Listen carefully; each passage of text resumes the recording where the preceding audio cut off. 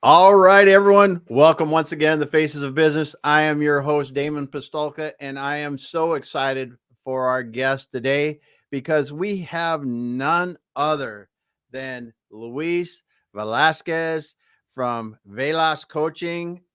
We're talking today about using leadership resilience to adapt and thrive.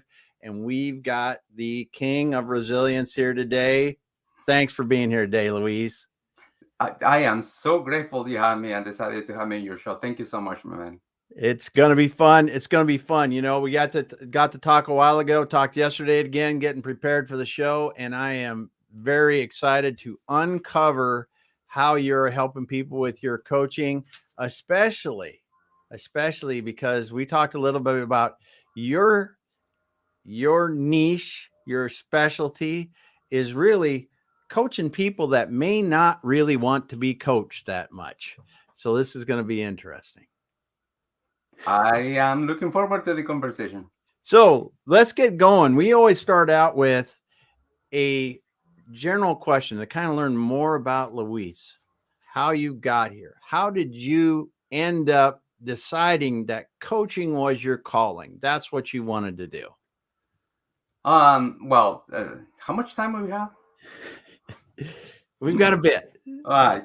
So I started as a scientist. I started as a person who wanted to become an academic, and Yep.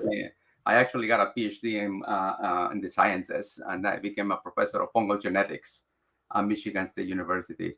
Um, I thought that I had it all already figured it out. In the process, I got married. In the process, I got a dog. In the process, I got a house, and everything was okay. And I was very proud of who I was, and uh, uh, and the things that I have accomplished. And then, man, life, sometimes throws curves at you. And my curveball came in the form of a brain tumor. Uh-huh. So, after, the brain tumor, the surgeries and everything else, I realized that the doctor told me actually that it will be difficult to go back to teaching full time, and or to walk, straight anymore. Let's put it that way. So I had to, reinvent myself, and I figured, I was thinking, what can I do? Should I become greeter at Walmart? I consider actually, and maybe I'll go into real estate or, used car salesman or whatever. Yeah. And at that time, the when I was doing my PhD at Michigan State, I was married to a wonderful woman. She was doing a master's in HR, and I helped her, she helped me, and then I realized maybe I should just do HR. Maybe that's what I'm going to do. I'm going to call myself a consultant. And Yeah. that's how I started. I decided, I need to reinvent myself, and I started doing consulting and in HR. And it was a slow start, but that's how I started. And then it turns out that I'm coaching has been my passion. I just didn't know it yet. Yeah. And then coaching found me. And then here we are today. So what was the point at when you're out there, you're consulting HR, you're consulting in HR kind of things. When did you just decide HR is cool and everything, but I really feel the pull into coaching individuals and professionals? I was doing a consulting gig in Saudi Arabia at one time. Okay. And I was sitting in my consulting office, if you want to call it, and then the HR VP of the company that I was consulting with, came into the office and said, Luis, I need to have a presentation tomorrow. Can you help me prepare? And I said, sure, I'll help you. And then 2 days later, he came back with a different question. And then later he said, Luis, I have these two VPs that they need your help. Can you help them? And I said, sure, I'll do it. I didn't know that I was Yeah. doing. I thought I was just helping him. And the company that I was working for at the time realized what I was doing, and they started labeling me as a coach. Oh, you're a coach. You're a coach. And that's how I started. When I came back in 2007 to the States, I I had to shift my focus because now I was here in the States and I had to do some work for the organization. You're doing some employee engagement surveys and analysis. Mm-hmm. In 2000 2013, I had to have another brain surgery. Uh-huh. When I came back from the brain surgery, I was so afraid that it was going to be like the first time around, but I recovered much faster. The thing that happened at that time is that the company that I was working for couldn't afford to keep me on the payroll for a long Mhm. time, so Yep. they let me go. Yeah. So I decided, what am I going to do now? So I started looking for a job, and I was sitting on a interview with the manager, the hiring manager. Yeah. And the hiring manager told me straight, Luis, we're not going to hire you here. You don't fit in this culture. And besides, you don't have the experience. He gave me a bunch of info. And then he said, the reason why I'm telling you now is because I don't fit here too. I am looking to leave. Will you consider helping me transition? And I was like, oh, that was like the bulb came into my, Wow. oh my gosh, this is something that I need to do now. Instead of looking for a job, I'm gonna start looking for clients, and that's how I planted my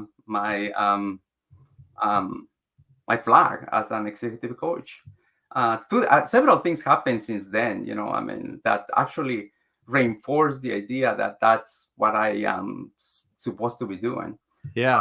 Um, um, I coached for Google for a while, and then I actually got I do facilitation at the Stanford University School of Business. Yes. And those two things have been really good.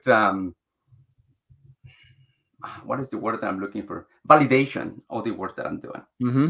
And here we are today. Yeah, because you got those two, Google and Stanford, two well-respected companies, universities in the US Yeah, and the world. And if you're able to go there and perform, it's it does validate that you are effective at correct. what you do and a lot Mhm. of good there. That is quite a ride though, because that had to be an interesting interview when the HR person who was interviewing you said, "I would like you to help me I would like to transit." coach me. And we're still friends, we still talk once in a while. Very But cool. recently I told him that, he was the person that generated and Yeah. was the catalyst for what I am today. And so I'm, very grateful to that. And I think that that is one thing that I do want to lead with is that, we need others to know ourselves. Yes. Yes. And if he wouldn't recognize that I could help him and ask for my help, I'd probably be still looking for a job now.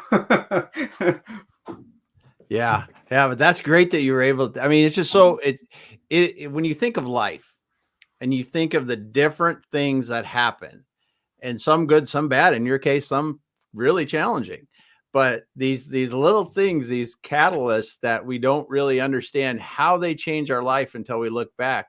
Some of them, little things, can be huge over time when we look back. Yeah. Yeah. Yeah. And, the funny thing, what I've seen is that everybody can recognize things in the past. You see, like myself, oh my God, that moment was incredible because that made me who I am today, and we can easily go back and try to find the pivotal moments that we have Hmm. had. What I write about in the book, is that we can create those moments now and use them as a pivotal moments in our careers or in Oh, our in our journey. I just have been coaching an individual that, yeah, he's being perceived as a very difficult and aggressive a bully, hmm, and when I presented him with the 360 and all, and he was floored, and he said, "I had no idea that this was what people think about me." And I said, "Well, yeah, it is." So we talk about it and I say, this is a pivotal moment for you. Right now, you need to make a decision and say, I need to change this.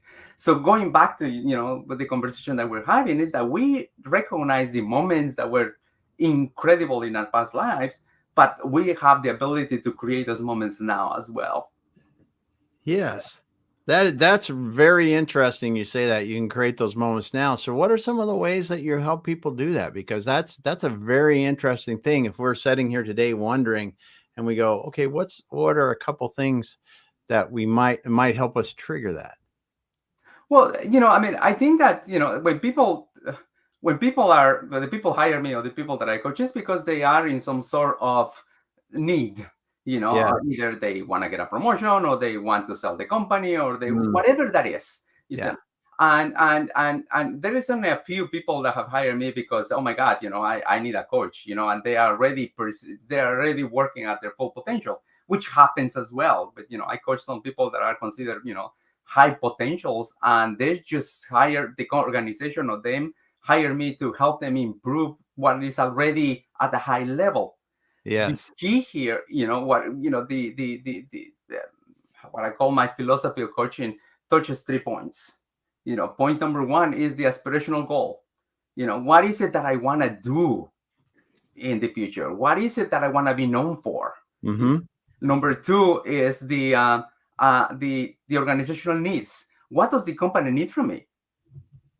Mm-hmm. And number three is the brand or the perception that people have of these people. Some people are that have great aspirations, and some people are actually killing at the work, but they are known as the bullies or they are known as the non-collaborators. So when I present that to them and I said, whatever we do has to fit in these 3 points. Yes.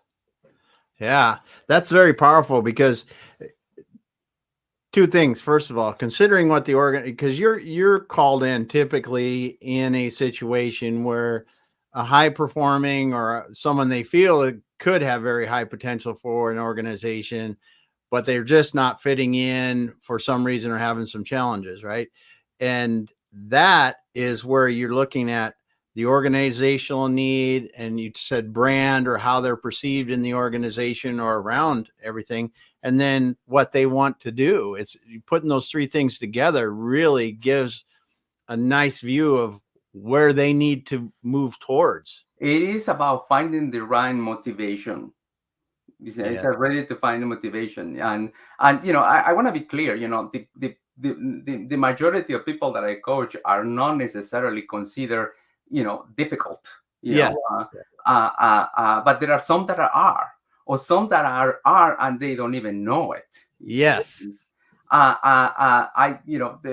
Some are high potentials that are already, like they're there, they're being looked at, and for some reason they're not able to move to the next level. Mm. And that's where I come in and try to figure out, what is it that their aspirations are, and what are the organization metrics, Yes. and then put those together. So then by putting those together, then we can create an action plan that fits both what the organization needs and what the coachee wants to achieve. Yes. Yeah. Very cool. So what is now, you've been coaching a while now. So think back to when you started coaching. What was one thing that you just that you never thought that would be as big a challenge as it is about coaching?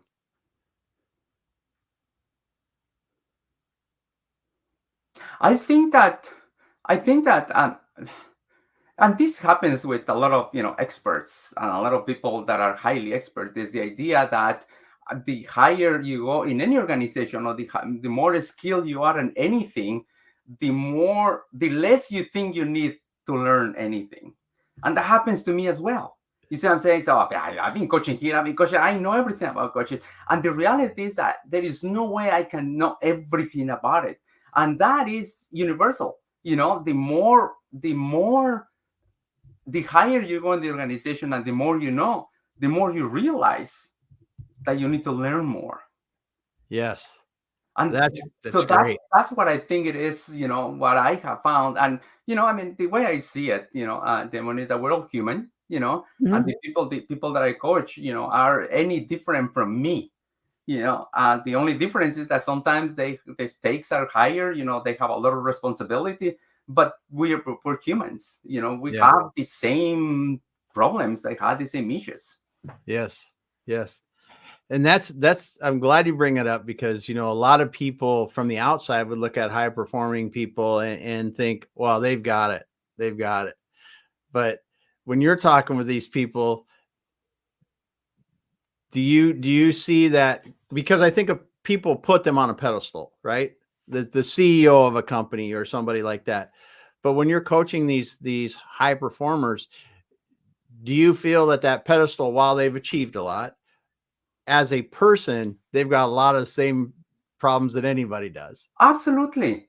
I mean, I have a 6-year-old and I have a 10-year-old, and the same issues that I see with them are basically the same issues that we have as adults as well.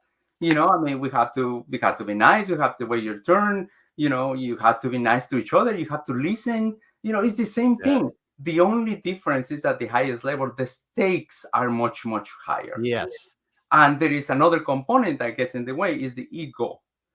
So now, what you mentioned earlier for a little bit is the idea that, yeah, the people put these people at the pedestal. I mean, they are the CEOs, they are the founders. And I remember, when I was, going through my brain tumor, I was so proud of who I was. I was a professor. I was a PhD. I was, and so I was putting my identity on the thing that I did, which is for me, as I experienced, it was very dangerous because the minute I couldn't do what I was supposed to do, threatened my identity. So I Yes. think that the one thing that I do with a lot of people that I coach is to uncover what their identity is, as opposed to I'm the CEO. That is not your identity. That's what you do. Yes. Your identity is different. Like if you ask me why my identity is, I am a resilient muffle. Yeah. That's how I describe myself. And I am committed, I am persistent, and I'm optimistic. And everybody that I know has an identity, and all we need to do is to uncover it, because that is what allows us to do whatever we want to do, regardless of the title or regardless of Mhm. of what we do. That's awesome. That's awesome. I think I've got a ton of questions in my head right here, and I'm just trying to line them up because we've got so many good ones. But as you're doing this, when you run into these coaching clients that are misunderstood, at least in their mind, they don't even see. Susan might not even know how Susan comes off to everyone around them in the workplace or even at home for that matter. Um, to the extent that they probably do after they talk with you. So what are some of the common things that they're missing? I mean, because it happens in a lot of places, but are they missing cues, or are they so driven that they don't even consider what they're seeing? What do you usually, when someone's misunderstood like that? Well, there is a lot of, there is no one right answer. Okay. All right. I mean, there is so many things here.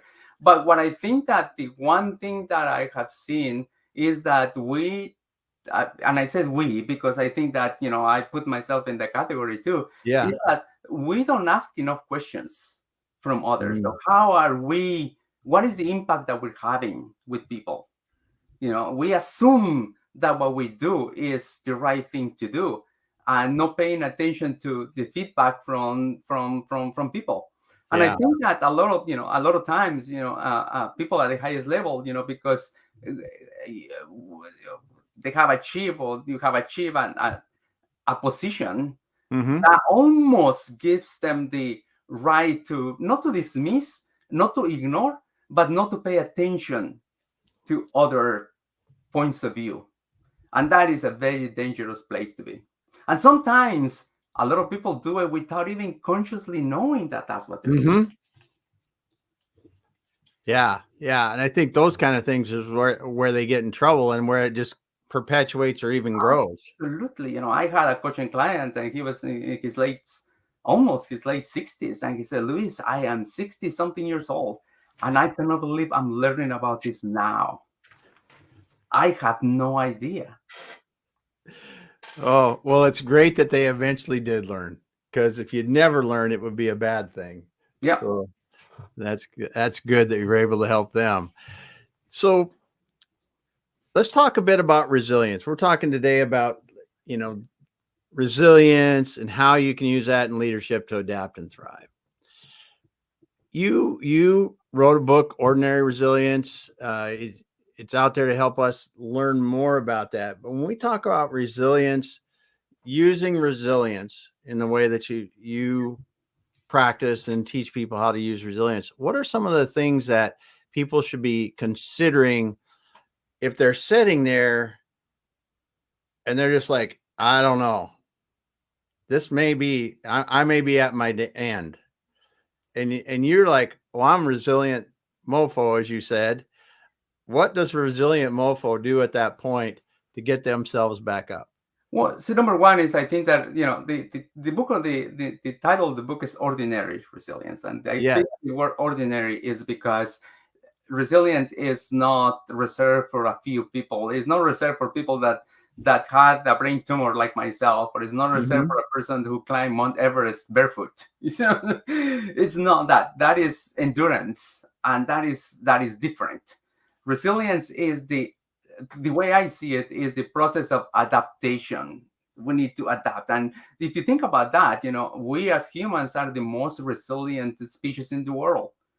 Now, how we got here? Because we have adapted over thousands of years, slow adaptations that made us who we are today.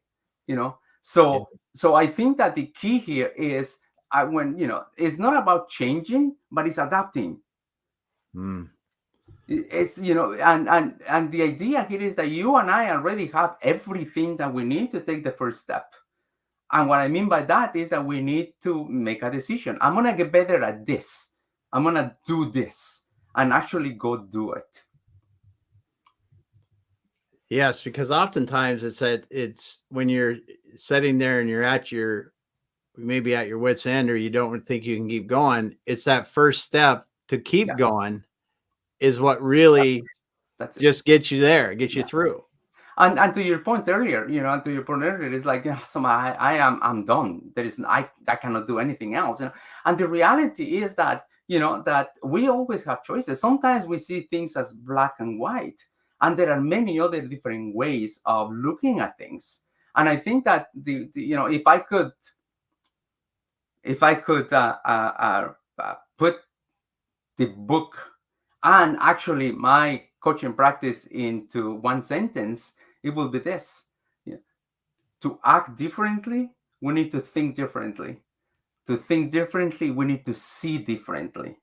And people that feel that have at the end wits, they don't see things from a different perspective that will uncover different ways of thinking, therefore ways of acting.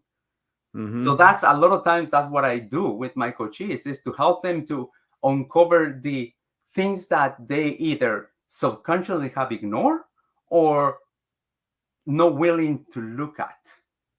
Yes, because it's always a choice. We all, the biggest gift that God, life, Allah, Buddha, whatever you believe in, has given us is the power of choice. Yes. So what I do in my coaching practice is to help them, to uncover options so they can make better choices. Yes. So when you're doing this and you're talking with people, what are some of the things they say when they find this, when they find a new perspective, when they find there was a whole world of choices they didn't see? What are some of the realizations that they make that you hear them tell you about? or even a phrase that comes out that's like, oh my goodness, I never looked at that, or what, just, I mean, because these have to be some pretty, like glass breaking type moments for them. What is interesting is that the realization doesn't come in the moment sometimes. Okay. They don't see it, and they don't see it literally. And then it was later when I probed to them, was it easier now than it was before? Yes, it is easy. So I'm a runner. I love to run. I love to run, and I a lot of times I go run with friends, and I cannot help but see how they run.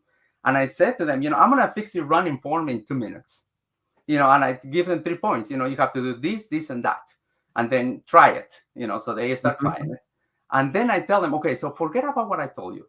Just forget about it. Just run the way you run. Just run the way you run. And then they do. And then I said to them, now run the way I ask you to do. And then they do it. I say, how does it feel? Oh my gosh, I cannot describe it. It's different. It feels effortless. That's the point. So I think that a lot of times we don't have the words to say, but we can feel it when we see it. Yes. Yes. I bet you get a lot of texts or calls. Somebody like they woke up and it hit them, and they realized, or they felt it after they've got to think about it for a while. I do, but again, a lot of times this happens a year after we start working together. Okay. I said, oh my God, I just realized that this is what I've been doing, and this is, you see what I'm saying? So yeah. and again, so here is the key, going back to resilience. I think that we have been conditioned to look for the easy fix and the instant gratification. Thanks, Amazon today thing. And resilient is a process of adaptation that happens over long time. Yes, that's true. So I think that a lot of times we want to fix things immediately, and some of these people, as as I mentioned, some that including myself, we have done things the way we're doing this all our lives, and then here I come, and telling them this, something that they can do something different. It's not going to register right away. It's a great point. That's a great point. And I'm thinking about you being an avid runner and how resilience plays into that passion of yours, and how that translates into your coaching and how you can help, because the part of running, I've got to imagine that running long distances as you do is as much as perspective as it is your body being in shape. It's mental. 100 miles, it's a long time, Yeah. Being 20 plus hours on the run without sleep is mental. But somebody asked me a while ago, how do you do it? What's the secret? Or, how do you finish these things? And I thought long and hard about that. And I said, if you want to finish 100 miles, there are 3 things that you need to do. You need to eat well, manage your nutrition. This is actually somebody already trained, I'm the training behind, but somebody that is already at the starting line, and said, nutrition, you're going to eat right, because it's a long way. The other one is pacing. If you go too fast, you're going to punk. If you're too slow, you're not going to finish. And the last one is take care of your feet.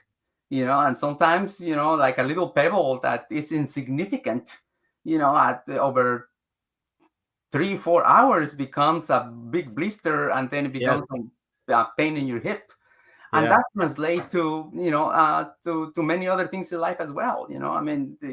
When I, coach people, I tell them, you got to pace yourself. You're not going to be number one seller in your field overnight.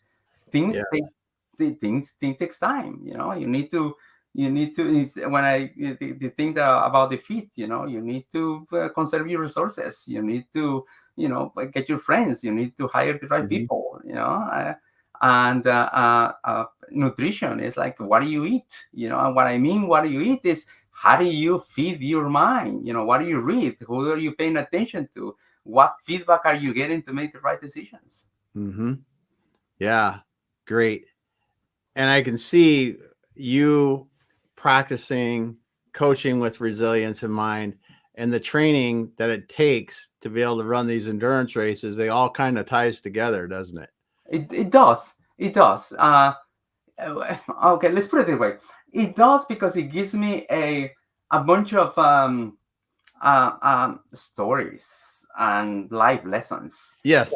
But you don't need to be an ultra runner No. to be a coach. You just need to have the lessons that the knowledge and the lessons and the wisdom, that in order to to make comparisons and to create analogies, which is what people appreciate. They don't want to tell you, you have to do this because X, Y, and Z said that it is true because the research has done it. That never works.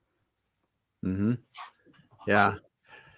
So one thing that if someone's listening today and they say, man, what Luis is saying today is really hitting home with me. What would you talk with them about first? What was the first thing that you would suggest for them to do? Find somebody, realize they can change. What would, if someone's sitting there today, what would you, and they're wondering. I think that the first thing is it's not about me or what I do, but for what is it that resonated with them the most. That's number one. Number two is like, if they are listening to this and it resonated to this, is because they are probably in a situation that they don't want to be in. And I think that the first thing that we need to do is to say, this is not what I want to be, and make the commitment to move forward. Boom. Right there. That is, if you're not in the situation, if you realize you're not in the situation you want to be in, make the commitment and take the steps to move forward. Absolutely. And I'll use commitment for a particular reason. Commitment has an emotional attachment to it. I'm committed to my wife. I'm committed to my family. I'm committed to my country, whatever that is. It's an emotional commitment. It's an emotional attachment to it. When you say you need to make a decision, decisions are cerebral. It's things that live in your head. And in order to move forward, you need your head and you need your heart. Yes, because that emotion will help you keep going. Absolutely. Yeah. Awesome. Well, Luis, it's been awesome having you here today. And if people didn't know, you finished a book here recently, Ordinary Resilience. You can find it on Amazon and other places to buy. It is incredible. Go out and get that if you want to. What is the best way if someone wants to reach out and talk to you about some coaching? I think that the best way to reach out to me is through my LinkedIn profile. My LinkedIn, I hope that you can put it on the materials there. And then I respond to every single, email that people send me. So very good. Yeah. So you can, visit my website as well. It's velascoaching.com. All right. VELAS coaching.com. That's right. Mm-hmm. Yes. Thank you so much, Luis. I want to thank everyone that's been out there listening today. Thank you all for being with us today. We appreciate you and hope that you'll be back again with us again. We will be back again with another great guest. Luis, hang out. We'll finish up offline. Thank you so much, Damon. I really appreciate you having me. Yes. Thanks for being here.